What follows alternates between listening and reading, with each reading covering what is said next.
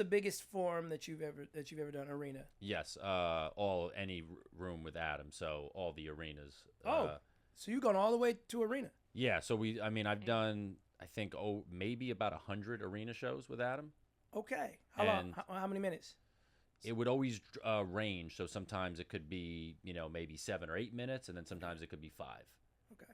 Because he would have also a lot of people on the show. Right, of course. So it would be, a lot of the shows would be him, Rob Schneider, David Spade, Norm Macdonald, Nick Swartzen. This is all on one show. Oh, yeah. And all those guys are doing 15 to 20. Gotcha. Adam doing about close to 2 hours of stand-up and music.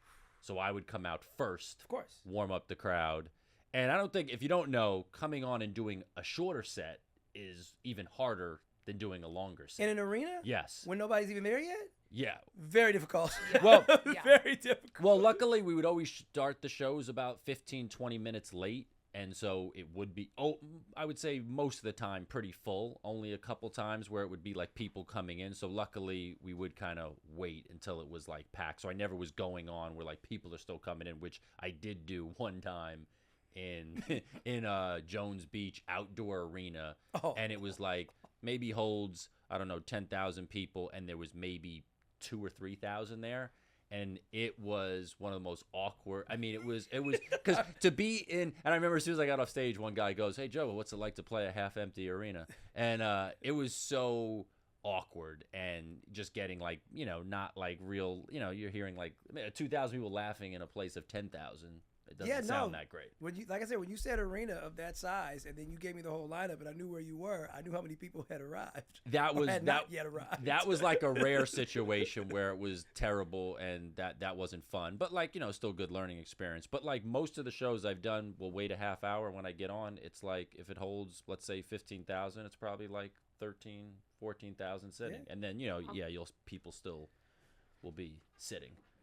I love analyzing stand-up comedy. I've been to so many stand-up comedy shows in my life, and you have. I know, I'm fortunate to know a lot of top-tier stand-up comedians, but just noting the difference between the intimate, back room at the belly room type atmosphere, versus an arena in Boston versus an arena in New York.